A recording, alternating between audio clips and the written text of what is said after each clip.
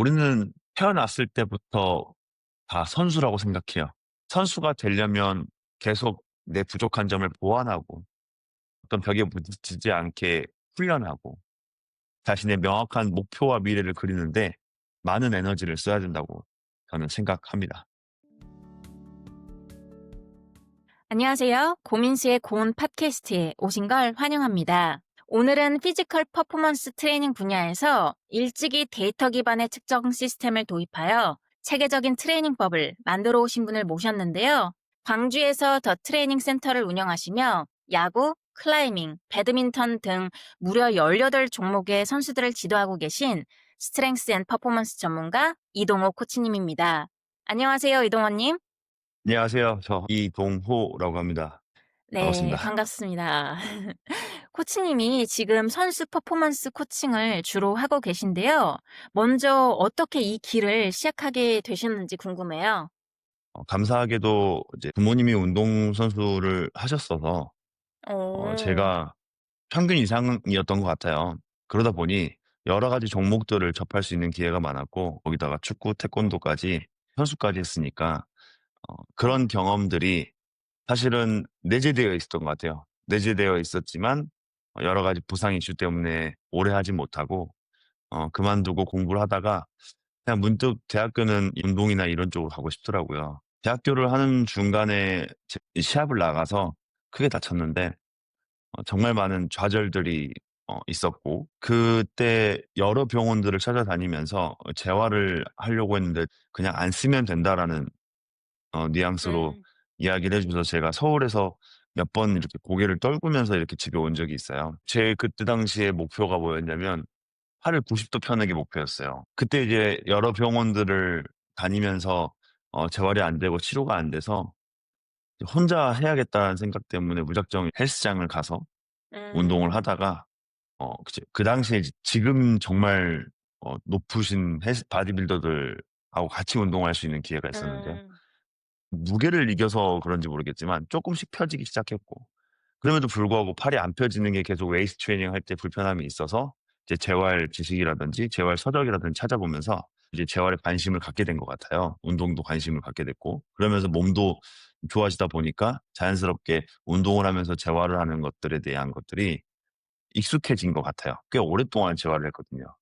그런 와중에 인제 학교 복학을 하고 미국에서 잠깐 생활을 할 수 있는 기회가 생겼는데 수업도 하고 운동도 하고 그러다가 한 계기가 있었는데 저는 이제 달리기도 빠르고 인제 그 당시에 몸도 이제 좋았고 미스축 네네. 동아리에서 운동을 하는데 '왜 나는 저 친구보다 빠르고 강할 것 같은데 더 순발력이 늦는 거예요.' 오, 예전보다 몸도 더 커지고 훨씬 더 몸도 좋아졌는데도 불구하고 그러면서 이제 그 친구들 운동을 어떻게 하나 봤더니 전혀 생각지도 못한 운동들을 하더라고요. 지금 당시로 음, 말하면 약간 크로스핏 같은 그쵸, 운동들을 했어요. 그쵸. 네네. 2000년도 초반이었으니까. 네. 네. 저한테는 너무 신세계였고 '아 저런 것들을 한국에서 좀 할 수 있으면 좋겠다.'라는 생각만 하다가 다시 한국으로 돌아와서 2 년이 돼서 그 불가리안 백이라고 혹시 아세요? 이렇게 네네. 크루아상 네. 그걸 이제 한국에서 교육을 처음으로 한 사람이 저입니다. 오, 이제 한국에서 불가리안 백을 전파하기 시작했죠. 이제 불가리안 백 트레이닝을 하면서 기능적인 트레이닝을 음, 교육하기 시작했죠, 네. 지도자들한테. 그러면서 이제 그동안 궁금했던 것들을 하나씩 하나씩 해결했고요. 그 음, 와중에 너무 배우고 싶은 동작들이 애니멀 플로우여서 애니멀 어. 플로우를 이제 마이애미랑 가서 직접 인제 배워 왔죠. 와서 근 근데 선수 왜요? 사람들한테 알려주고. 왜 애니멀 플로우가 좀 다르잖아요. 어 그죠?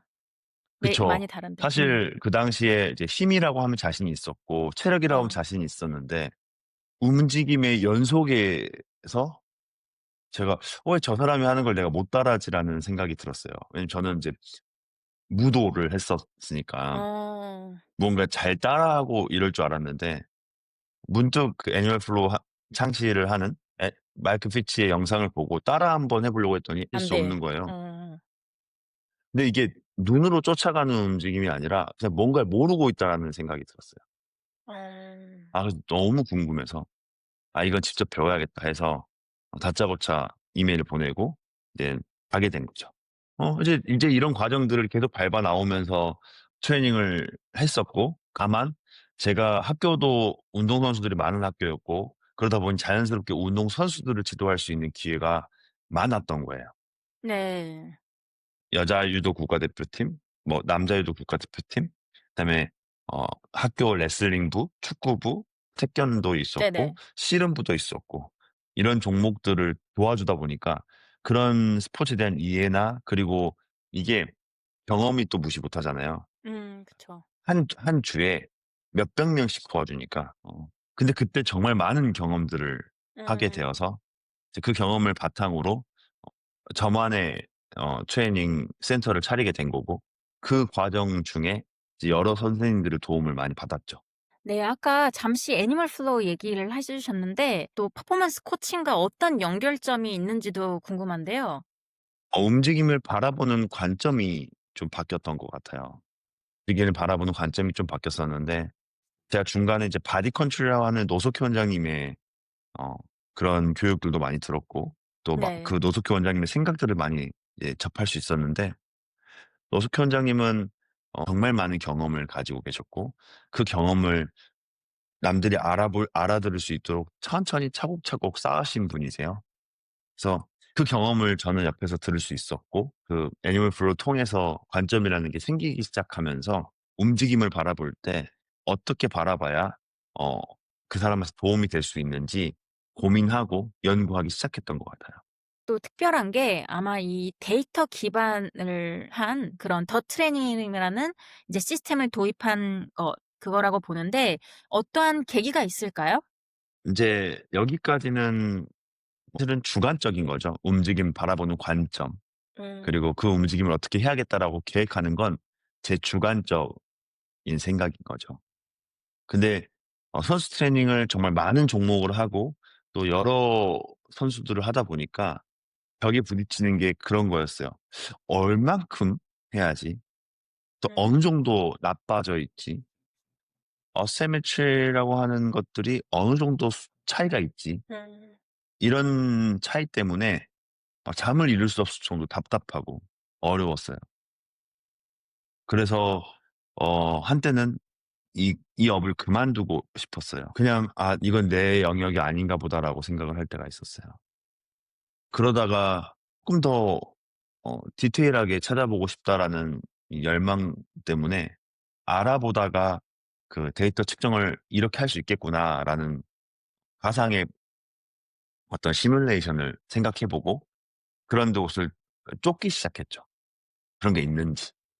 보통 우리는 굽히고 판다라는 개념을 하고 '이 사람은 몇 킬로를 들 수 있고 몇 킬로를 밀 수 있구나.'라고 평가할 수 있지만, 선수들은 관절의 축 움직임을 기반으로 쓰기 때문에 회전 근력에 대해서 내회전의 근력은 어느 정도, 외회전의 근력은 어느 정도, 이런 것들을 측정해야 되는데, 그때 당시에 가동성 측정은 좀 생기기 시작했지만 실전에서 유용한 가동성인지 측정할 수 있는 방법은 없었던 것 같아요, 제 개인적으로. 다만 그 수동적으로 관절 측정을 할 수 있으니까 수기로 "힘을 줘 봐. 그 끝범위에서 힘을 줘 봐."라는 걸로 음. 약하다, 강하다 정도는 구분할 수 있었죠. 그리고 움직임을 쪼끔 더 확장해 나갈수록 '아 이 사람이 이게 안 되는구나.'라고 가설을 세울 수 있었지만, 명확하게 그 비율이라든지 크기라든지는 측정할 수 없었거든요. 전 그게 너무 하고 싶었어요. 음. 2016 년부터. 그거를 쫓고 쫓으면서 2017 년도에 약간 가능성이 생겼고, 2018 년도 들어서는 진짜 다 그만두고 '그것만 하고 싶다.'라는 생각이 들 정도로 생각이 들고, 2019 년도에 코로나 시기를 겪으면서 인원이 많은 그룹에서 적은 그룹으로 옮겨가면서 '이건 기회다.'라는 생각 때문에 그쪽으로 좀 파고들기 시작한 것 같아요. 또 궁금한 게 굉장히 다양한 종목의 선수들을 코칭을 하고 계시잖아요. 그렇게 다양한 종목 선수들을 코칭할 수 있었던 비결이 뭐라고 생각하세요? 처음에는 몇 종목 아니었는데요. 다양한 종목을 할 수 있었던 가장 컸던 이유가 데이터 측정을 시작하고 나서부터였어요. 왜냐면 선수들은 자신의 신체 피지컬이 궁금해서 저를 찾아온 거거든요. 근데 거기에 대한 궁금증을 저는 해결해 줄 수 있었고 이 신체를 다루는 사람으로서 사람들한테 알려지고 소개되어지다 보니 여러 종목에서 저한테 문의가 오지 않았을까라는 생각을 해 봐요. 음. 그런 선수 퍼포먼스에 대해서 좀 더 이제 나눠보고 싶은데 일단 네. 프로 선수들은 이제 이렇게 전담 코치들이 있잖아요. 말씀하신 것처럼 다양하게 있는데 그러면 코치님은 어떤 역할까지 지금 함께 하고 계시는지 궁금하고요. 두세 가지 예를 들어 드리면 좋을 것 같은데요. 첫 번째는 제가 생각하는 트레이너의 역할은 그 선수의 부족한 부분을 찾는 거예요. 간접적으로 도와주는 역할을 한다고 생각하는데 그 선수가 잘하는 건 제가 아무리 찾아도 저보다 더 잘하는 거기 때문에 그 잘하는 걸 인지시켜 주는 것까지는 할 수 있지만 그 잘하는 걸 뛰어넘게 하는 건 사실 어 선수들이 더 잘하는 거고요. 저는 약한 부분을 찾아서 그 약한 부분을 해결해 주는 다고 생각을 하는데요. 예를 들면 배드민턴 선수가 이렇게 걷지를 못해요. 시합을 나가야 되는데 뛰지를 못하는 거예요. 그럼 제가 할 수 있는 부분은 이 선수의 움직임을 분석하고 그냥 이 선수가 가용할 수 있는 범위라든지 그 힘의 근력을 분석해서 그걸 좀 쪼개서 쓸 수 있게끔 고민하고 배드민턴이 중요한 게 스텝이니까 스텝들을 좀 더 나눠 주는 거죠. 이건 이제 퍼포먼스 분석하고 이런 것들을 해서 하는 건데요. 이런 것까지 할 수 있는 코치님들이 계시면 너무 좋겠지만 그 움직임을 분석하는 것 자체가 그 선수의 지면 발력을 분석하고 그 선수의 RSI를 분석해서 나오는 어떤 퍼포먼스의 결과물이기 때문에 이런 것들은 데이터의 시작으로부터 할 수 있는 거거든요. 그래서 배드민턴 어 코치님들이 생각할 수 있겠죠. 왜 저기서 스텝 연습을 해?"라고 할 수 있겠지만 저희는 스텝 연습을 하긴 했죠. 다만 어떻게 했냐면 데이터 기반으로 한 거예요. 예를 들면 왼발을 지면을 닿았을 때 지면 접촉 시간이 너무 긴 거예요. 나는 빨리 떼고 음. 싶은데 너무 길어요. 음. 그러면 그 시간을 좀 더 줄이게 하는 걸 목표로 하는 거예요. 음. 이런 게 퍼포먼스로 전이시키는 거거든요. 특정을 통해서 그 관련된 트레이닝을 하고 그걸 퍼포먼스로 전이시키는 게 제가 하는 역할입니다. 그래서 결과물만 놓고 보면 '어 스텝을 바꿨네.'라고 할 수 있겠지만 원 과정을 좀 지켜보면 이 선수가 지금 문제되는 어떤 환경들을 제하고 그 선수가 할 수 있는 범위 내에서 변경을 한 거죠, 시합을 뛰기 위해서. 단순하게 너 지금 시합 못 나가. 다음 시합까지 쉬어."라고 하는 건 선수들한테 너무 아픈 일이잖아요. 네. 물론 부상이 있으면 쉬어야 될 수도 있어요. 음. 근데 그게 마지막 기회일 수도 있고 또 그게 마지막 시합이라고 하면 다른 이야기가 음. 되는 거죠. 선수 퍼포먼스 전문가라고 하면 그 선수의 움직임의 가장 약한 문제점을 찾아서 그것들에 관련된 트레이닝을 시켜주고 그게 최대한 스포츠로 전이될 수 있게끔 도와주는 게 스포츠 퍼포먼스를 고쳐주는 사람들의 일입니다. 저는 퍼포먼스 이전에 스트렝스를 도와주는 사람인데 아무나 저한테 퍼포먼스 그 움직임의 약한 고리를 도움받는 건 아니고요. 스트렝스가 되어 있고 모빌리티가 되어 있는 그리고 제가 생각하는 움직임이 되어 있는 사람들이 저한테 퍼포먼스 전이 될 수 있도록 도움을 받는 거지 그냥 저 도와주세요." 해서 제가 도와주는 건 아니거든요. 그럼 그 선수가 가령 퍼포먼스로 왔지만 뭐 모빌리티라든지 아까 말씀하신 것들이 베이스가 음. 안 돼 있으면 스트렝스가 안 돼 있으면 우선 그걸 먼저 하고 그게 네. 된 후에 그다음에 이제 약점을 찾으셔서 그거를 보완해서 퍼포먼스로 이어질 수 있게끔 이러한 네. 뭐 트레이닝을 하시는 건가요? 음. 그런 틀은 비슷한데요. 쪼끔 더 추가하자면 약점을 찾은 테스트를 할 거고 그 약점이 훈련의 방향을 결정하겠죠. 훈련을 시키고 그리고 나서 이제 그게 퍼포먼스로 전이 되는 걸 기대하고 그게 퍼포먼스 전이가 안 되면 그 퍼포먼스로 전이 되는 연결고리가 끊긴 거기 때문에 거기에 대한 분석을 도와주고 그게 퍼포먼스로 전이 될 수 있도록 또 도움을 주는 거죠. 물론 약점 보완이 중요하지만 또 강점을 놓치면 안 되잖아요. 그래서 그 강점 같은 경우는 그냥 선수들이 알아서 트레이닝을 하게끔 하고 선생님이 약점만 보완을 해 주면 그 균형이 자연스럽게 맞춰질 수 있을까요? 오른팔의 90 인데 왼팔이 30 이라고 해 볼게요. 그러면 우리의 뭐 노멀하게 100 으로 보고 90 이고 30 입니다. 그러면 갭은 60 차이예요. 그래서 이 갭이 50, 40, 30, 20, 10 으로 갈수록 밸런스가 좋아진다고 하고 그게 퍼포먼스로 전이 된다고 가정을 하면 네. 좋아진다고 하면 90의 트레이닝을 멈추고 얘를 발달시키는 게 좋을지 음.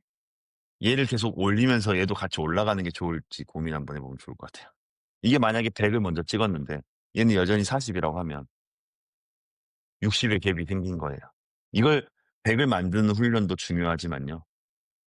얘를 70, 80 까지 올려서 그게 더 나은 퍼포먼스를 만들 수 있는 게 좋을 수가 있어요. 지금 다양한 선수들을 코칭하시는데 말씀하신 이 프레임워크는 어떤 종목이든 상관없이 다 동일하게 들어가는 걸까요? 또 그렇지만은 않습니다. 왜냐면 주로 쓰는 움직임들이 있잖아요. 예를 들어 다이빙을 하면 하나의 발로 계속 지면을 누르는데 그 누르는 것과 보조되는 발의 갭 차이는 줄일수록 좋을 수도 있겠지만 누르는 발은 압도적으로 강해야 되거든요. 그쵸. 예. 그렇기 때문에 지면을 누르는 발이 강해야 되는 발이 있습니다. 그렇기 때문에 종목 특이성이 만들어지는 거죠. 그럼 그런 경우에는 뭐 아까 말씀하신 것처럼 밸런스가 이렇게 안 맞아도 오히려 '그게 더 좋다. 그게 더 필요하다.' 이렇게 이해를 해도 되겠네요. 한쪽이 더 강할 때 그게 필요한 네. 종목들? 음. 맞습니다. 그럼 뭐 이거는 뭐 대답이 너무 극명할 수도 있겠지만 첨단 장비의 사용과 이런 데이터 기반 훈련이 왜 필요하다고 보시는지 과거의 방식 소위 말해 밀어붙이기 훈련과 어떤 차이가 있다고 생각하시나요? 저 역시도 그 과거의 방식을 되게 어 강했고 또 좋아했고 그게 남아 있는 것 같아요. 근데 거기에 나쁜 점을 빼고 좋은 점을 남기는 거죠. 과거의 방식이라 해서 좋은 점은 많이 하는 겁니다. 어. 인정하시나요? 네. 과거의 좋은 방식은 많이 하는 거예요. 음. 근데 데이터 측정과 첨단 장비를 이용해서 정확하게 측정하고 설계하고 명확하게 훈련 방향을 제시한 다음에 많이 하는 거예요, 지금의 방향. 그러니까 과거 걸 다 버린 게 아니라 과거에서 가장 중요한 많이 하는 것은 그대로 음. 살려도 돼. 한 시대에서 저희 아버님이 이제 한 번씩 그런 말씀을 하시거든요. "야 그거 측정 그렇게 많이 해서 어디다 쓰냐. 우리 때는 그런 거 없이 했다." 네네. 어 예전에는 많이 하면서 답을 찾았던 것 같아요. 근데 답을 찾는 과정이 꼭 온전치만은 않거든요. 실수할 수도 있고. 실패를 통해서 성장할 수 있지만 지금은 그러기에는 종목당 경쟁하는 선수들이 너무 많아요. 시간적인 것도 그렇고 부상적인 것도 그렇죠. 있죠. 음. 전에는 그 종목당 지원하는 선수들이 많지 않았기 때문에 충분히 경쟁해서 이길 수 있었고 그런 실수를 하담에도 불구하고 지금은 너무나도 많은 선수들이 너무나도 좋은 훈련들을 받고 있기 때문에 경험을 하면서 얻는 실수보다는 그 실수를 좀 줄여가면서 좋은 경험들을 통해서 빨리 성장하는 게 더 좋을 수 있거든요. 음. 그러려면 빠르게 찾아서 명확하게 방법을 제시하고 그리고 그것들을 남들보다 많이 하는 게 지금의 음. 스포츠 선수로서 성공할 수 있는 방법이라고 저는 명확하게 말씀드릴 수 있을 것 같습니다. 예전에 코치님께서 그 "코치는 선수를 살릴 수도 또 죽일 수도 있다."라는 말씀을 하신 적이 있는데요. 네. 예. 좋은 코치라면 가져야 할 자세 혹은 뭐 지켜야 한다고 생각하는 그런 원칙이 있을까요? 일단 그 경험은 사실 저로부터 나왔던 건데요. 전에 이제 제가 불가리안 백을 지도할 때 뭐 애니멀 플로우 지도할 때 최근의 어떤 고질병이기도 한데요. 저만 그런지 모르겠지만 어떤 것들을 배우고 어떤 것들을 전파하기 시작하면 자꾸 그것들에 집중합니다. 근데 제가 그때부터 그런 것들을 내려놓기 시작했어요. 뭐 마스터 자격이라든가 이런 음. 것들을 제가 교육을 안 하기 시작한 거예요. 그 이유가 자꾸 그거를 지도하다 보면 다른 것들을 배척하고 그리고 음. 이거 외의 움직임들을 못하게 하고 제 스스로가 이제 그런 것들로부터 힘겹게 싸웠는데요. 그러다 보니 선수들의 움직임, 작은 움직임까지 놓치기 일쑤였어요. 그래서 좋은 코치라고 하면 정말 문을 넓게 열어 놔야 된다는 것. 하지만 그 문이 쪼끔은 올바르게 가고 있는지 계속 뒤돌아봐야 되고 확인해야 되는 것 같아요. 우리가 걷다 보면 돌아보면 내가 반드시 왔는지 안 왔는지 좀 알 수 있잖아요. 내가 어느 정도 큰 가이드라인을 만들어 놓고 그 길을 가면서 자꾸 뒤돌아보면서 음. 이렇게 확인해야 되는 것 같아요.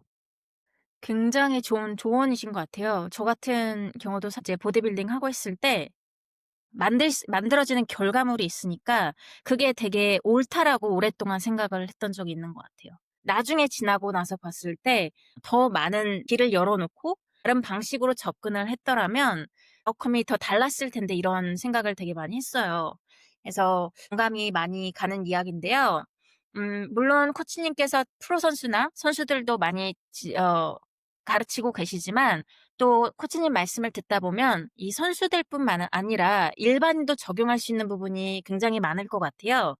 특히 일반인 중에는 이 병원에서 해결이 안 돼서 재활 훈련을 받으러 오는 분들도 많다고 들었는데 코치님이 보시는 이 일반인 재활의 핵심은 무엇인지 또 선수 훈련에서 사용하는 그런 프레임워크와 다른 점이 있는지 아니면 같은 원리로 접근하시는지도 궁금합니다.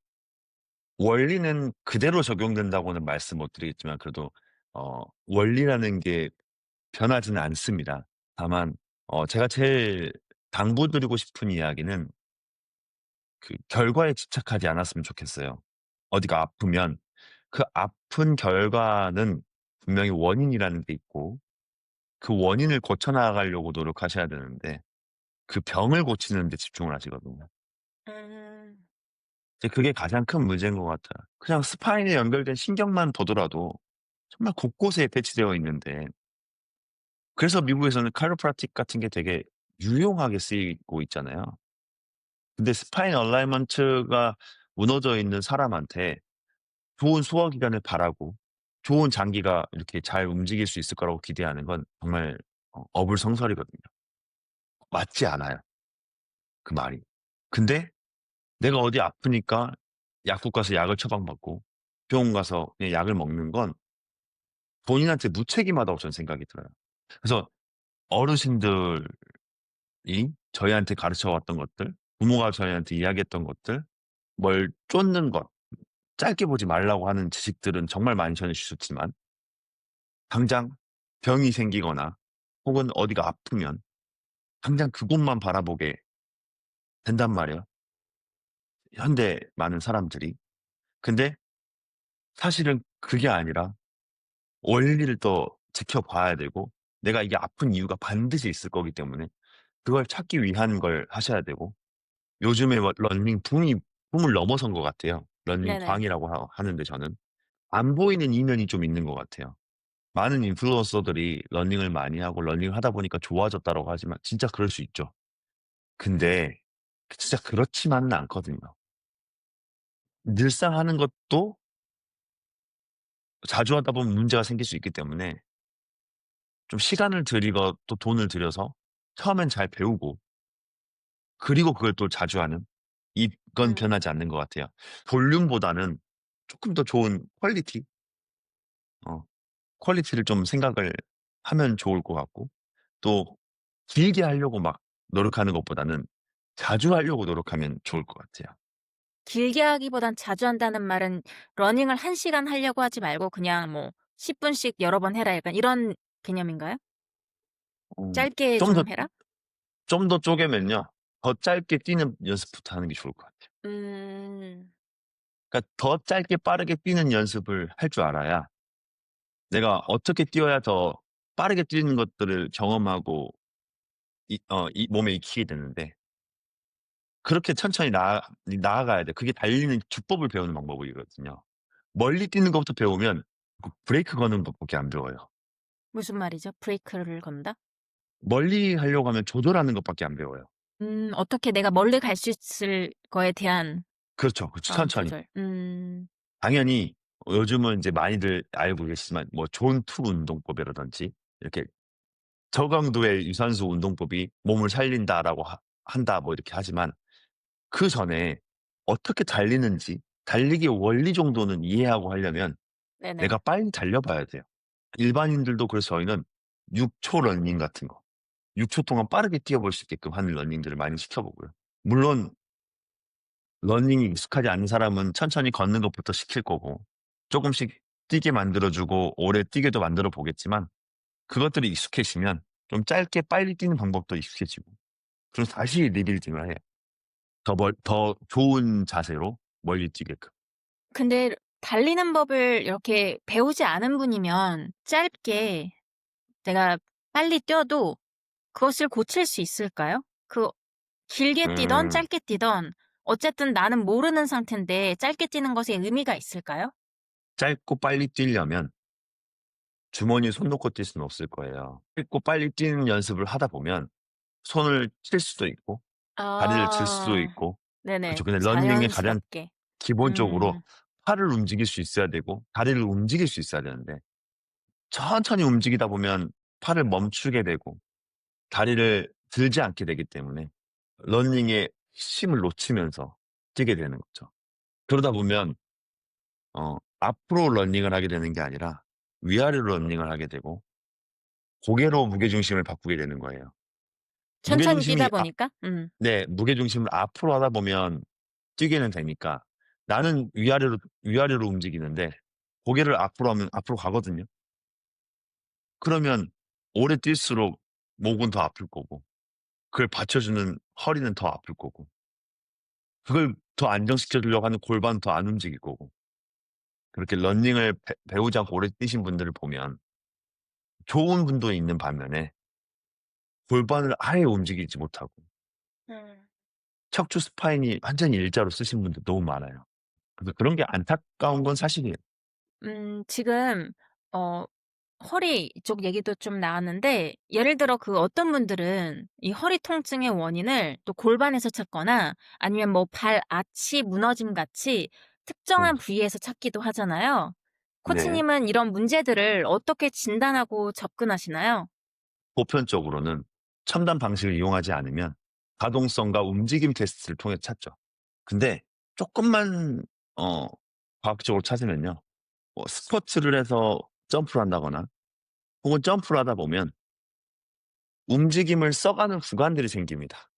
무슨 말이냐면 내가 스쿼트를 할 때 발바닥을 누르고 있지만 내가 굽히려면 골반이 이렇게 내려와야 되잖아요.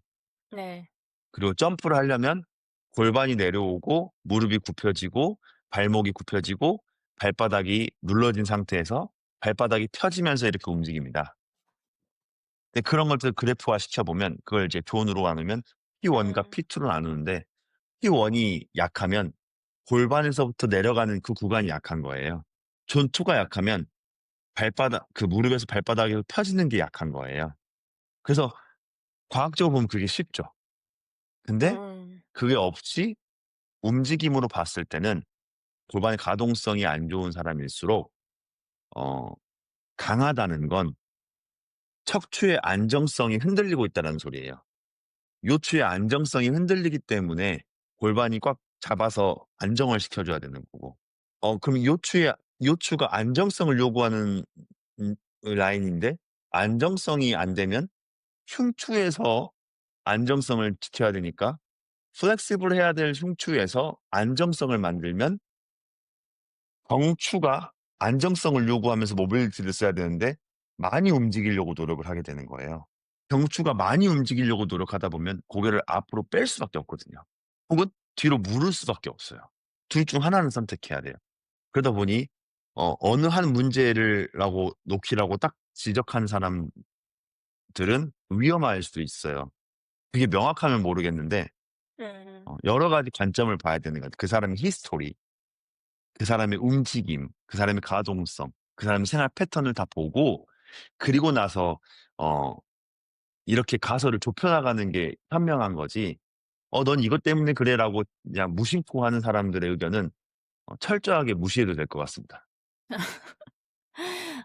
그래서 그렇게 측정을 해서 이렇게 정확하게 하나씩 알아가는 게 문제의 핵심을 제대로 볼 수 있다." 이런 말씀인데, 근데 일반인들이 사실 그런 장비들을 다 쓰면서 이걸 할 수는 없잖아요. 그랬을 때 맞습니다.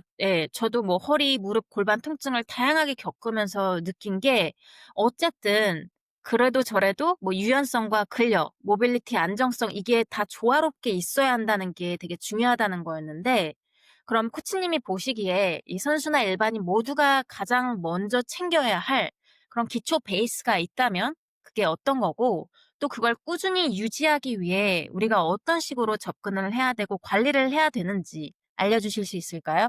개인적으로 추천하는 거는 이제 골반에서부터 척추 라인, 그리고 경추 라인이라고 하는 이제 척주라고 하죠. 척주의 그런 움직임들을 연습하는 것들을 좀 많이 하면 좋을 것 같아요. 근데 저희 어릴 때는 유아체육은 따로 없었지만 학교 체육이 있었고, 학교 체육에서 제일 먼저 하는 게 구르는 거예요. 음. 매트에서 구르는 거. 구르려고 하다 보면 스파인을 굽히기도 해야 되고, 그리고 펴기도 해야 돼요, 일어서려면. 구르는 것 자체만큼 고개부터 스파인을 둥글게 말고, 구르고 일어나면서부터 스파인을 펴는 것. 이게 대한민국은 음 스포츠를 많이 줄여가는 추세예요, 학교 스포츠를. 근데 제가 경험했던 미국은 유아체육이라고 할까요? 그 짐내스틱 클럽이 있어요. 음. 그쪽 굉장히 체조에 한참 강하죠. 어 체조에 한참 관심이 있어서 미국에 갔을 때 짐내스틱 클럽을 방문해 보려고 들어갔더니 "아 여기는 4 살부터 7 살만 출입을 할 수 있는 곳입니다."라고 하는 거예요. 네. 근데 그게 너무 맞아요. 마음에 들었어요. 대한민국은 4 살부터 7 살이라 하면 넘어질까 봐 두렵고, 넘어지면 어떻게 해야 되는지 걱정되는데, 거기서는 구르고 넘어지는 것들을 많이 시키잖아요. 근데 그게 점차 간격이 벌어지는 것 같아요. 그걸 당연시하는 그룹과 그걸 당연시하지 않는 그룹의 갭 차이가 벌어지는 것 같아요. 감사하게도 저는 어릴 적부터 그 무도를 하다 보니까, 구르는 훈련들, 성인 돼서도 그런 훈련들을 하다 보니까 자연스럽게 스파인의 어떤 그런 연관성을 알게 되었는데, 그래서 잘 구르는 것이 정말 중요해서 당장 지금부터 어 두툼한 매트를 펴고 어 이제 누워서 공벌레처럼 구르고 네네. 펴는 것부터 하면, 저는 그것부터 시작이라고 생각을 해요. 막 갑자기 막 유튜브 켜 놓고 요가 따라하지 마시고 내 온전의 움직임을 자꾸 굴러보면서 펴 보는 움직임들, 어 네. '그런 걸 해 보면 어떨까.'라는 생각을 좀 해 봐요. 아니, 너무 좋은 포인트인데, 사실 네. 특히 이 헬스장 이 세팅 자체도 구를 만한 공간이 없잖아요. 다들 이제 서서 아니면 예. 앉아서 들고 당기고 이런 자세로 하니까, 저도 그런 걸 너무 오래 하다 보니까 척추가 정말 그 본연의 역할을 잊어버렸다 할까요? 그런 것들이 안 됐는데, 그래서 통증을 되게 많이 겪고 있다가 제가 이렇게 구르는 걸 해 봤어요. 하고 나니까 이게 되게 가벼운 거예요, 몸이. 아, 이게 되게 '아, 효과가 좋구나.' 해서 어릴 때는 사실 자연스럽게 굴렀는데, 구르는 게 돼야지 이 척추가 좀 자연스럽게 이런 자유롭게 움직이고, 이거 없이 너무 계속 이런 웨이트 트레이닝에 집중을 너무 하다 보니까 더 문제가 더 커지고 있는 것 같아요. 우리나라 선수들은 일단 웨이트 트레이닝이 더 그쵸. 음. 익숙하거든요. 한때는 이제 그런 것들이 어 초등학교 체육을 하는 친구의 이야기를 들었는데, "야 좀 앞구르기랑 뒤구르기 이런 거 좀 잘 가르쳐 봐." 제가 그랬어요. 그랬더니 "야 요즘 뒤구르기 하면 큰일 나." 하더라고요. 다치니까요? 어 그래서 '아 그게 다칠 건가?'라는 생각을 또 음. 하기도 해 보면서 제가 저희 아들을 태권도를 좀 보냈더니 구르는 훈련들을 좀 많이 시키는 줄 알았더니 그러지도 않더라고요. 그래서 매일 집에서 그냥 같이 구르는 거 훈련하고, 잔디 같은 데 있으면 제가 먼저 굴러 보고 "한번 네. 굴러 봐, 굴러 봐." 이렇게 하고, 그다음에 물구나무 네. 시키고 아, 이렇게 네네. 맞아요. 이 하고 있는데, 그러니까 일반인들이 쪼끔의 달리는 건 본연의 움직임이다. 뭐 하는 움직임이냐면요, 어딘가로부터 도망가는 일, 추격하는 일에 많이 어. 쓰였던 본연의 움직임이에요. 그쵸. 근데 그전에 더 본연의 움직임을 찾아야 돼요. 그러니까 자기를 지킬 수 있는 움직임들을 찾아야 돼요. 사실 도망가는 건 최후의 선택이고요. 일단 몸을 네네. 납작하게 숙이고 훅 피고 어. 웅크리고 이런 움직임들이 더 먼저 발달해야 되는 움직임들이거든요. 그래서 그런 아 것들을 좀 먼저 하면서 어 그리고 러닝까지 잘 이어졌으면 좋겠어요. 네. 맞아요. 쭈그려 앉지도 못하는데 이제 달리기 음. 먼저 하고 있고 그쵸. 음. 네. 그러면 아프죠. 네. 어. 이번엔 잠시 이 퍼포먼스를 평가할 때 중요한 지표 몇 가지를 짚어보고 싶은데요. 아까 네. 특히 이 달리기 얘기가 나왔는데 이 VO2 max 최대 산소 음. 섭취량이 또 장수의 지표라고도 하잖아요. 이 일반인이 이 수치를 높이려면 어떤 훈련이 가장 효과적일까요? 첫 번째는요. VO2 max를 측정하는 겁니다. 아 그 그렇긴 하죠. 내가 네. 알아야지. 그죠? 최소한 가설은 세워야 돼요. 예. '내가 이쯤 되겠다. 이 라인에 되겠다.'라고 생각하고 거기에 맞는 훈련법을 하는 게 제일 중요해요. 예를 들면 7이나 18로 달렸더니 호흡이 차는 정도, 좀 한 1분 정도 달렸더니 호흡이 차서 못 달리겠다는 사람이 음. 17, 18로 계속 연습한다고 뛰면 좋아질 수도 있는데요. 그것보다 더 좋은 방법은 15, 14, 13, 숨이 차지 않는 그 경계선을 에서 더 뛰는 연습을 하는 게 좋습니다. 근데 근력 트레이닝 하는 것도 마찬가지입니다. 아이소메트릭 트레이닝 하는 것도 거의 같은데요. VO2 max나 네. 어 다시 말하면 근지구력, 심폐지구력을 훈련하는 방식은 거의 유사합니다. 내가 잘 뛸 수 있는 최대 구간에서 퍼센테이지를 정해서 뛰는 거예요. 40% 에서 오래 뛸 수 있어야 되고요. 60% 에서 어느 정도 뛸 수 있어야 되고요. 80% 에서 짧게 뛸 수 있어야 돼요. 그 구간으로 나누면 정말 개인 차이이기 때문에 이거 상담을 통해서 이루어져야 되겠지만, 예를 들면 제가 제일 좋아하는 인터벌 트레이닝 방법을 소개해 드릴게요. 이게 더 빠를 것 같아요. 네. VO2 max를 증가시킬 수 있는 방법 중에 하나가 1분 러닝을 하는 겁니다. 근데 1 분씩 4 번을 하는 거예요. 첫 번째는 어 40%의 러닝을 하고요. 두 번째는 60%의 러닝, 세 번째는 10%의 러닝이니까 거의 걷기겠죠. 네 번째는 전력입니다. 근데 이걸 100%로, 그러니까 1분 기준으로 하는 거고요. 이걸 순서를 배열을 하는 거예요. 내가 처음부터 100%를 뛸 수 있는 사람은 100%를 우선 배치합니다. 그리고 나서 100%를 뛰었으니까 그다음에 배치돼야 하는 건 무조건 10%입니다. 10%를 1분 뛰었으니까 많이 회복이 됐겠죠. 그러면 60%를 뛰는 겁니다. 그리고 나서 40%를 뜁니다. 다시 반복입니다. 100%를 뜁니다. 10%를 뜁니다. 40% 60%를 뜁니다. 40%를 뜁니다. 그건 1 분, 1 분, 1 분, 1 분이면 4 분을 하나의 네네. 페이스로 잡거든요. 근데 네. 중간중간에 100% 에서 10%로 가는 과정 중에 15초 정도를 쉬어가는 타이밍으로 해요. 그러니까 각각의 15 초, 15 초, 15 초, 15 초니까 1 분입니다. 그래서 총 5 분이 하나의 사이클이에요.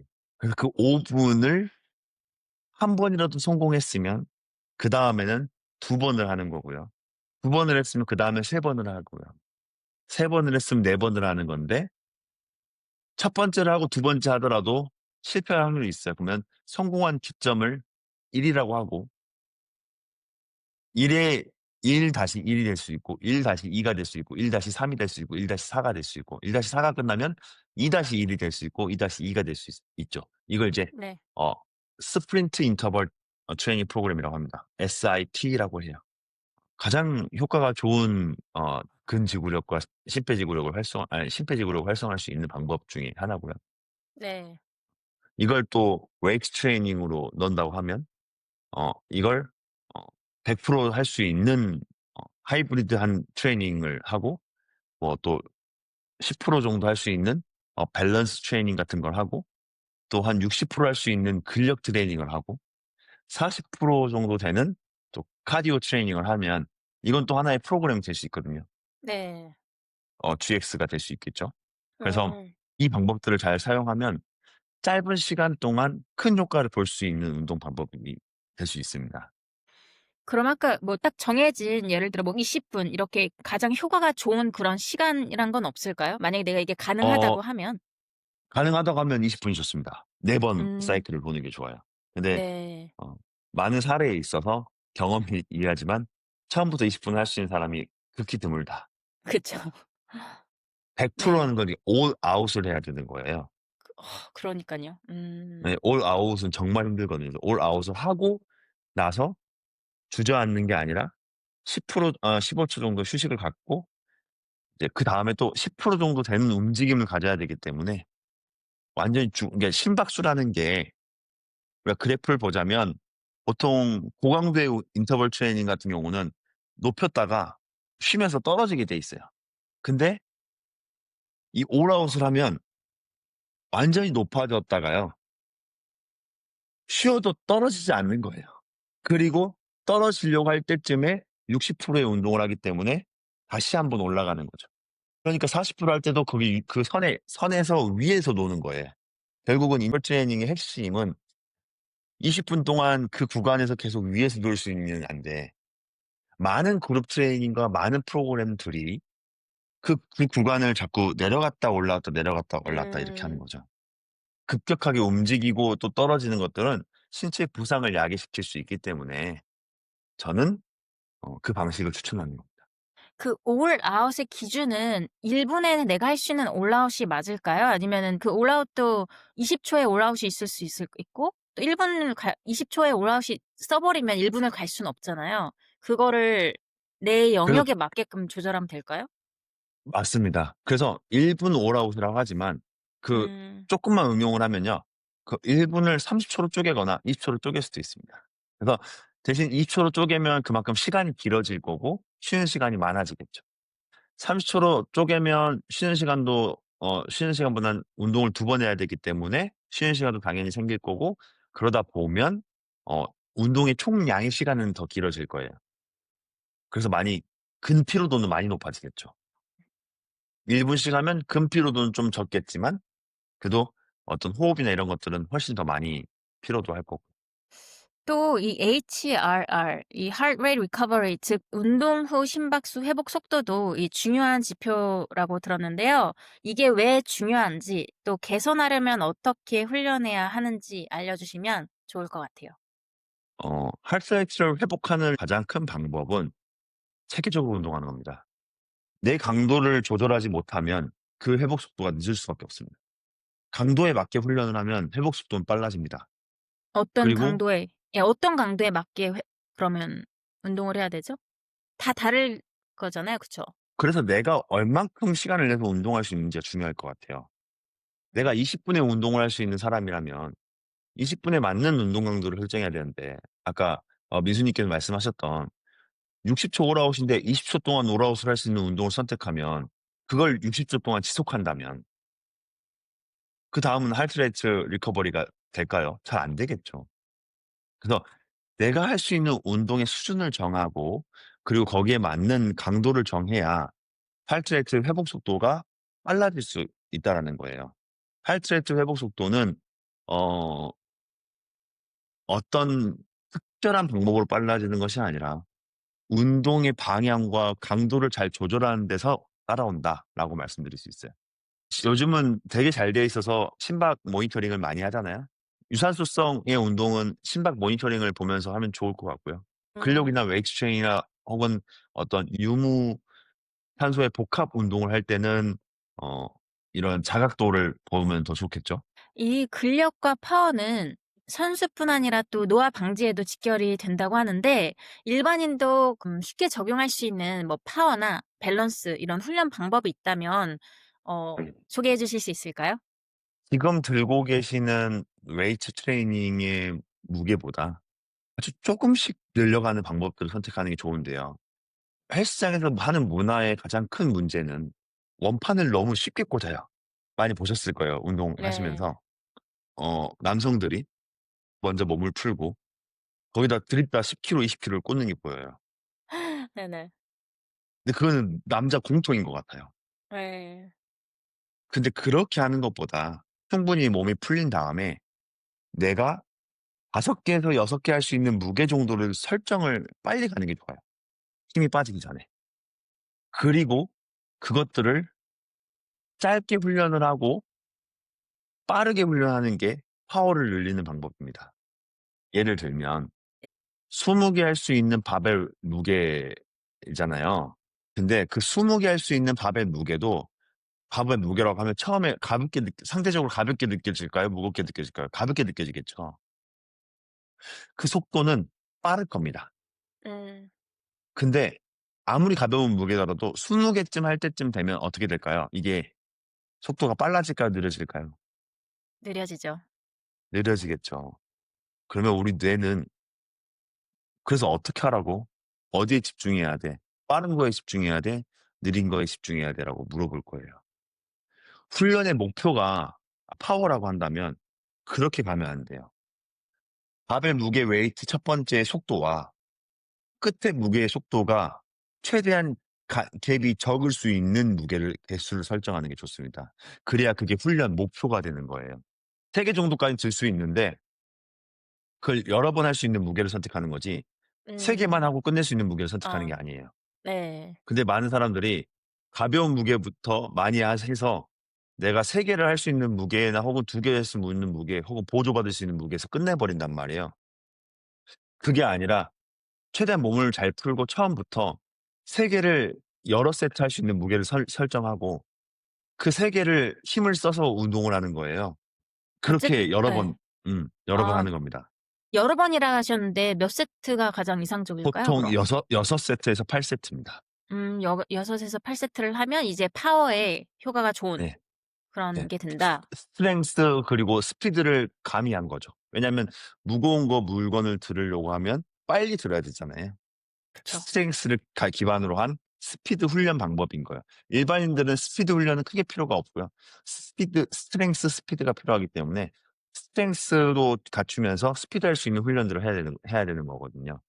그럼 네. 일반인들한테 이상적인 그런 트레이닝을 이제 만들자면 어떤 식으로 조화롭게 할 수 있을지 이렇게 좀 그림을 그려 주실 수 있을까요?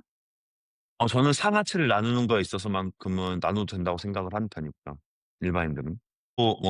벤치프레스라든지 데드리프트라든지 스쿼트라든지 이런 3대 운동들을 할 때 명확하게 목표하는 세트 수와 배수와 무게가 설정되어야 한다고 생각해요. 간혹 가다가 실수를 저버리는 게 뭐냐면 내가 들어야 되고 훈련되어야 되는 스트렝스 훈련 범위에 있어서 실제로 그 개수를 못 채우고 끝내는 경우가 많아요. 예를 들면 내 근육이 60kg 훈련을 많이 해야 근섬유가 발달되는데 20kg, 30kg, 40kg에서 이미 근력을 많이 소모하는 바람에 60kg에서 몇 개 못하고 끝내버리는 경우가 많다는 거죠. 그럴 바에는 좀 더 가벼운 무게로 충분한 웜업을 다양하게 통하고 60kg에 근접한 웨이트의 훈련들을 여러 번 하라는 거예요. 그게 스쿼트든 벤치프레스든 데드리프트든. 특히 데드리프트 할 때 가장 많이 하는 실수가 많은 개수를 가져가는 거예요. 바디빌더처럼 척추 기립근을 남한테 보여줄 용도가 아니라면 그렇게 어 스티프하게 가져 놓을 필요가 없거든요. 그래서 데드리프트 같은 걸 할 때 많이 안 가져갔으면 좋겠어요. 저는 정말 많이 가져가게 한다고 하면 세트당 2개거든요. 근데 총 볼륨의 양은, 크기의 양은 5개, 10개씩 하는 어떤 바디빌더보다 2개씩 10번 가져가는 제가 더 큽니다. "나 오늘 이만큼의 무게를 들었어. 총 질량이 몇 킬로야?"라고 할 때 최선의 노력으로 2개씩 들 수 있는 무게를 10번 하는 게 작은 무게부터 내 한계 무게까지 원하는 2RM까지 하는 무게보다 더 클 때가 많습니다. 그렇게 했을 때 일단 목표는 뭐 파워일까요? 아니면 근 비대 또한 가져올 수 있을까요? 파워를 목표로 두는 걸 말씀하셔서 그렇게 했고요. 아 네. 하이퍼트로피라고 하는 그 근 비대를 목적으로 한다고 하면 쪼끔 더 개수를 줄여갈 수는 있겠죠. 개수를 줄여가지만 종목 수를 늘려야 됩니다. 그 해당 근육의 주변 근육들을 같이 운동하는 게 좋아요. 예를 들면 뛰는 훈련, 벤치프레스가 주고 보조 운동이 2개, 3개 정도라고 하면 하이퍼트로피가 목적이라고 하면 어 주운동보다는 보조 운동이 많아야 돼요. 보조 운동을 주운동처럼 해야 돼요. 주운동에 경계성을 두면 안 돼요. 예를 들면 벌크업이라고 하죠. 이렇게 네네. 벌크업을 하고 싶다 그러면 어떤 상체 운동을 메인으로 가져갈 때 조심해야 되는 건 하나의 운동에 너무 많은 에너지를 소비하지 않아야 돼요. 그래서 서플리먼트를 그 본운동처럼 가져가서 5 개에서 6개 정도의 종목을 선택해서 그 6개 종목을 많이 할 수 있는 게 중요하겠죠. 일반인에게 필요한 건 어떤 스타일의 운동일까요? 어떤 스타일의 운동이라고 말씀드리기엔 좀 개인적이 있을 것 같아서요. 그 네네. 사람들의 마음을 제가 알아볼 수가 없기 때문에 음. 다만 제 관점에서 말씀드리면 그 무엇도 첫 번째로는 건강이었으면 좋겠어요. 음. 그쵸. 가벼운 무게를 빨리 하면서 느리게까지 하는 것들은 정신 건강에 안 좋습니다. 그러니까 어 목표를 뭐 명확하게 설정하고 이렇게 그렇게 훈련하는 것들이 성취감에도 좋고 결과물에도 좋고 그리고 정신 건강에도 좋습니다. 건강을 쫓으면 자연스럽게 자연스럽게 그런 운동들과 멀어질 것 같아요. 사실 바디빌딩은 저도 살짝 발을 담궜다고 표현을 하면 좀 그렇겠지만 살짝 발을 담궜지만 저도 막 127 킬로까지 갔거든요. 127 킬로의 체지방이 막 측정 안 됨까지도 갔었어요. 그렇게까지 해 보면서 정말 많은 통? 쾌해가 밀려왔던 네네. 진짜 잠잘 때 숨이 안 쉬어지는 아. 아침에 일어날 때 하지가 마비된 느낌? 음. 하체 운동을 하면 저는 레그 프레스를 막 20 킬로부터 시작을 해서 막 600 킬로 막 700 킬로까지 막 보조받아 가지고 하고 막 네. 스쿼트를 하게 되면 그 주변의 원판은 다 꽂아야 직성이 풀리는 누가 보든 말든 어떻게든 다리를 작살을 내야만 네네. 그다음 날 근육이 생기는 것 같고 예. 피부가 더 커지고 두꺼워지고 두꺼워지려면 더 많은 양을 채워야 되잖아요. 그게 얼마나 그 건강함과 멀어지는 걸 알게 됐어요. 그만큼 근육을 채우려면 수분도 많이 필요하고 음. 그만큼 근육을 유지하려면 운동량도 많이 필요하기 때문에 그게 많이도 건강과 먹고 멀어진다는 걸 많이 네. 많이도 먹어야 되고 그래서 저는 한 8,000-9,000 칼로리를 먹었던 것 같은데 그게 너무 힘들었어 가지고 그래서 건강과는 좀 멀지 않느냐. 그래서 이 팟캐스트를 보시는 많은 분들께서는 진짜 건강하려면 닭가슴살 제발 그만 드시고 음 잘 잘 드시고 그리고 운동도 잘 해야 된다고 저는 생각을 합니다. 음. 그쵸. 그 얘기를 하다 보면 끝이 없기 때문에 이제 다음 파트로 넘어가서 이 선수들의 경우 또 훈련만큼이나 휴식이 중요하잖아요. 우리가 또 건강을 위해서 또 중요한 게 휴식인데 시즌 중과 이 오프 시즌에 휴식과 회복을 어떻게 다르게 가져가야 한다고 보시는지 궁금하고요. 일단 종목마다 시즌이 달라서요. 다만 음. 대한민국에서는 주기화를 할 수 없을 정도의 어떤 훈련 일정과 시합 일정이 있어요. 그러다 보니 쉬는 게 가장 힘든 부분입니다. 그쵸. 선수들은 RSI라 그래서 Reactive Strength Index라고 하는 지표를 많이 봐야 되는데요. 음. 얼마나 어떤 외부의 힘에 의해서 빨리 반응하느냐. 다시 말하면 순발력이죠. 이런 것들이 근신경계에 영향을 많이 받는데요. 근신경계가 더 활발하려면 첫 번째로는 수면을 잘 해야 되고요. 두 번째로는 멘탈적인 부분들, 호흡적인 부분들이 정말 중요하고요. 세 번째는 이 피로도의 신호 관리를 잘해야 됩니다. 아주 측정을 해서 내가 지금 어떤 상태인지 자꾸 확인하고 그것들을 개선하려고 노력해야 되는데요. 수면에 방해되는 것들을 좀 줄여줘야 되고요. 시즌 중에는요, 특히나. 비시즌에는 좀 충분히 운동을 안 하기 때문에 당연히 수면을 못 하는 게 맞아서 수면을 잘 취하지 못하니까 좀 늦게 잠에 들고 좀 늦게 일어나는 습관을 들이게 되거든요, 선수들은. 자연적으로. 왜냐면 활동량이 그만큼 없어지기 때문에 에너지는 존재하고 운동량은 상대적으로 적게 돼서 쓰는 에너지가 적어서 잠에 좀 늦게 드는 경향이 있어요. 근데 그런 것까지 컨트롤하기엔 좀 어렵고 다만 그걸 컨트롤하기 위해서 비시즌에 저희한테 오는 선수들은 정말 강도 높은 훈련을 시킵니다. 정말 강도 높은 훈련을 시키는 게 어 제가 하는 일이고요.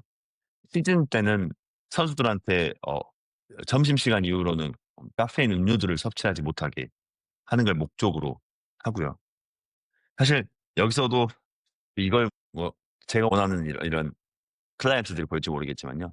선수들이 너무 인제 팬이라 그러잖아요. 네네. 이제 '난 이 선수가 너무 좋으니까 이 선수한테 뭘 주고 싶어.' 해서 어. 에너지 음료를 주고 그다음에 음. 커피를 사다 주고 "힘내라. 열심히 해라." 예. 그쵸, 그쵸. 이제 머리에다 응원차. 이렇게 네네. 스티커 붙여 가지고 예. 그다음에 뭐 빵을 선물해 주고 어. 네 시즌 중에 제일 금기해야 되는 음식들이거든요. 그쵸. 네. 오메가3 이런 그래서 걸 주면 좋은데 그죠?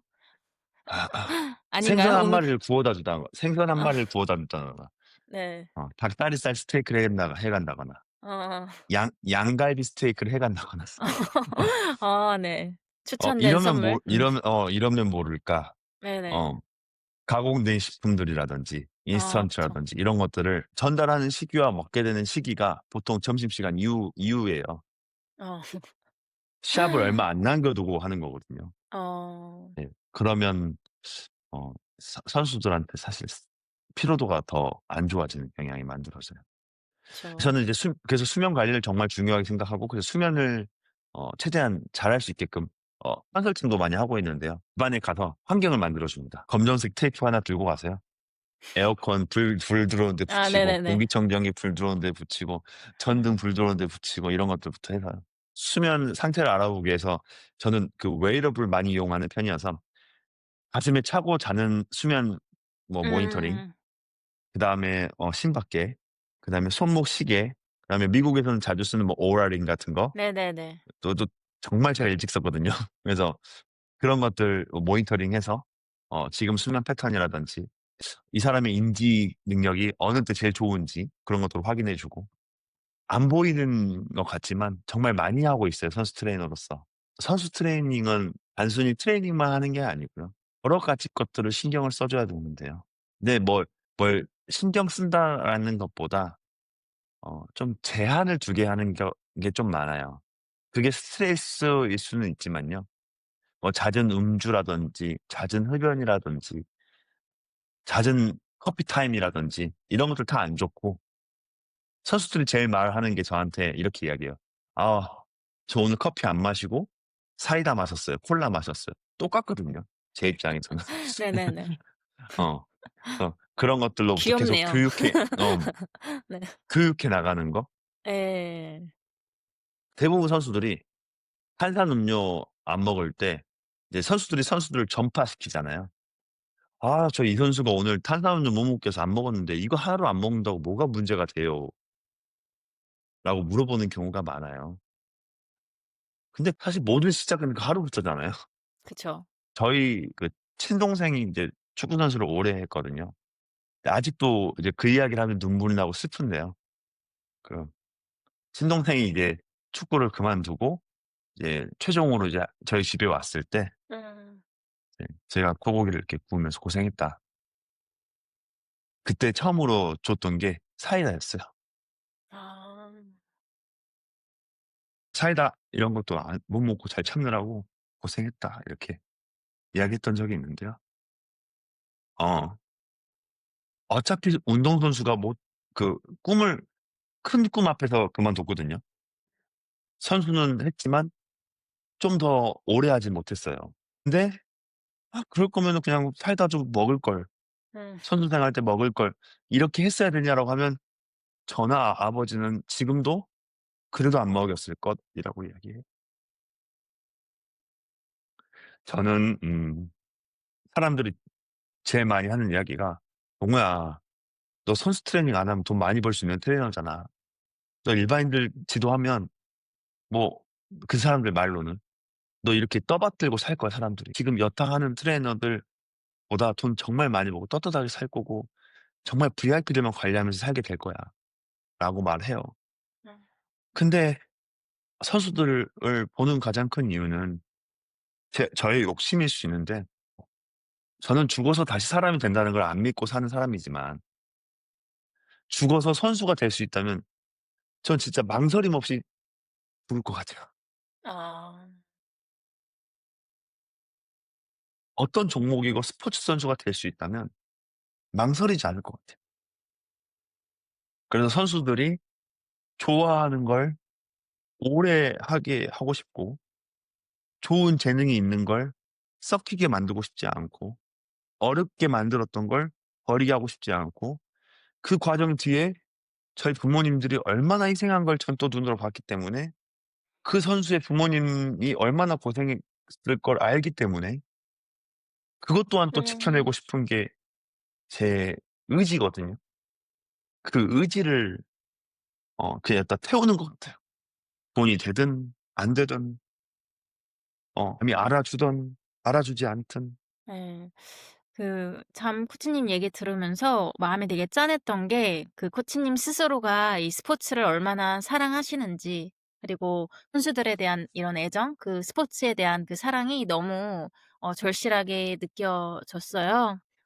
말씀하신 것처럼 우리 코치라는 영역이 단순히 그냥 "운동해." 뭐 이런 걸 넘어서서 그 사람의 전반적인 것들을 모두 이렇게 케어라고 하기에는 맞는 말인지 모르겠지만 배려를 해 주면서 그렇게 세심하게 아껴 주시는 그런 모습이 너무 저는 되게 좋았거든요.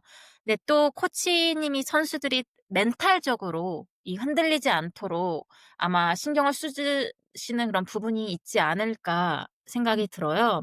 또 특히 프로 선수들은 내가 원하는 꿈을 못 이뤘을 때도 정말 그런 힘든 부분이 있지만 성과를 내도 정말 마이클 펠프스 같이 그렇게 유명한 선수여도 그 후에 오는 그런 공허감이나 무력감을 겪기도 하고 또 부상으로 그 몸의 고통을 오랫동안 받기도 하는데요. 이 코치님은 이런 상황에 있는 선수들을 어떻게 도와주고자 하시는지 또 퍼포먼스 코치로서 어떤 역할을 해야 한다고 보시는지도 궁금합니다.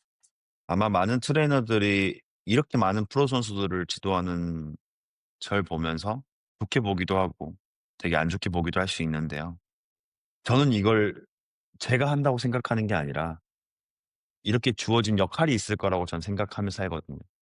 선수들한테 하는 이야기는 너가 한 거 아니니까 그렇게 잘 되게 된 역할이 있을 거니까 쓰임이 있어서 그렇게 잘 된 걸 거니까 제발 더 낮은 자세로 조금 조금씩 더 지킨다는 개념보다 조금 더 나아질 수 있다. 나아지는 사람이 될 수 있게끔 노력해라라고 이야기를 하는 편이거든요. 그러니까 내가 했다라고 생각을 하면 뭔가를 더 잘해야 되는 거잖아요. 그러다 보면 욕심이 생기는 거고 그 욕심은 끝이 없을 거예요. 더 잘하기 위해서 무언가 불법적인 일들을 행할 수도 있단 말이에요, 선수들은. 그쵸. 내 능력으로 안 되는 걸 아니까.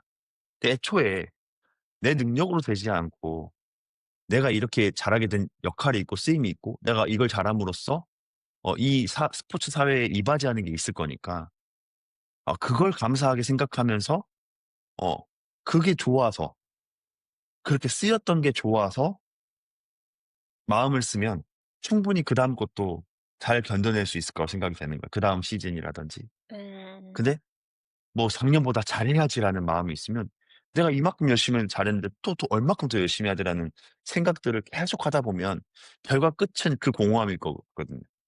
혹은 그 공허함보다도 내가 스스로 할 수 없다는 그 무력감에서 생겨나는 공허함이 생기겠죠. 그래서 그 존재의 어떤 그런 인정을 하는 게 되게 좋을 것 같아요. 네. 앞으로 코치님이 만들어가고 싶은 트레이닝 문화나 철학이 있다면 어떤 걸까요? 저는 원래 데이터를 쓰는 걸 되게 부정적으로 생각했던 사람이에요. 왜냐하면 어. 제가 국가대표 선수를 지도할 때도 그렇고 정말 그 주변에서 어 이런 데이터 작성하는 걸 정말 많이 봤어요. 100 미터 몇 초, 높이뛰기 몇 미터 뭐 이렇게 재능을 봤는데 그 기록이 계속 보관만 되어지는 걸 봤어요. 활용이 안 그런 되고. 의미에서 네. 그런 의미에서 데이터의 안 좋은 점을 저는 싫어했어요. 또 음. 어떤 데이터가 좋게 나왔던 그 한 번으로 인해서 그 사람을 평가하게 하고 어떤 데이터로 그 사람의 프레임을 만드는 걸 좋지 않게 생각했습니다. 제가 생각하는 데이터라는 건 측정을 하고 명확한 훈련 방향을 제시하고 그다음에 훈련을 하고 나서 그 데이터가 다시 안 좋았으면 좋았던 걸로, 좋았던 건 더 강하게 유지되는 걸로 바꾸는 걸 데이터의 활용법이라고 생각해요. 그래서 먼저 측정을 하고 그리고 훈련 방향을 정하고 그리고 훈련을 잘 해서 그 데이터를 다시 갱신하고 그 데이터가 좋은 방향으로 갈 수 있게끔 도와주는, 그걸 전체적으로 어드바이스 해줄 수 있는 사람이 되는 게 제 목표고요. 많은 트레이너들이 어렵지만 그렇게 해 나가길 바라는데요. 트레이너의 기본 소양 중에 트레이너 방법론이라든지 체육을 공부하다 보면 측정 방법이라는 걸 배우게 됩니다. 거기에는 운동을 하기 위한 정말 많은 측정을 해야 된다고 나와 있지만 실제로 트레이너들은 측정이나 평가를 많이 안 하고 운동을 시키게 되거든요. 그러면서 생겨나오는 것들, 잘못된 것들도 있을 거고요. 고객의 1회를 소중하게 생각해야 되는데 그렇지 못하는 트레이너들이 많은 것 같아서 저는 조금 더 데이터를 나침반이라고 그럴까요? 나침반 삼아서 어 잘 활용할 수 있게 만드는 사람이 제 목표고 어드바이스 하는 게 제 목표고, 많은 트레이너들이 어 절 쪼끔만 따라와 줘서 그렇게 되어 가면 좋을 것 같다는 생각이 어 들어요. 네. 마지막으로 코치님께서 꼭 전하고 싶은 메시지가 있다면 부탁드립니다. 우리는 태어났을 때부터 다 선수라고 생각해요. 모든 사람이요. 일반인도 그렇고 선수도 그렇고. 지금 저희 뭐 어머님을 보아도 저희를 먹여 살리기 위해서 정말 그 순간순간에 집중을 발휘해서 사시는 분들이거든요. 선수가 되려면 계속 내 부족한 점을 보완하고 내가 어떤 벽에 부딪히지 않게 훈련하고 그리고 항상 정신 건강을 챙겨야 되고, 이런 것처럼 일반인과 선수들 구별 없이 자신을 훈련시키고 자신을 되돌아보는데, 복귀하는데, 그리고 자신의 명확한 목표와 미래를 그리는데 많은 에너지를 써야 된다고 저는 생각합니다. 오늘 이야기를 들으면서 이 선수 퍼포먼스 훈련이 단순히 선수만을 위한 게 아니라 우리 모두가 건강하게 오래 움직이며 살기 위해 필요한 원칙이라는 걸 느낄 수 있었습니다. 이 코치님이 강조하신 측정과 평가, 그리고 체계적인 시스템이라는 원칙은 결국 운동뿐 아니라 우리가 살아가는 방식에도 그대로 적용될 수 있는 메시지라고 생각됩니다. 앞으로도 코치님이 만들어 가실 퍼포먼스 문화와 이 철학이 더 많은 사람들에게 전해지길 응원하겠습니다. 이동호님, 고은 감사합니다. 팟캐스트에 함께 해주셔서 진심으로 감사합니다. 감사합니다. 오늘의 대화가 여러분에게도 작은 영감과 용기가 되었길 바랍니다. 오늘 이야기에 공감하셨다면 구독과 공유로 함께 해주세요. 우리의 여정은 계속됩니다. 다음 에피소드에서도 함께 고운해요.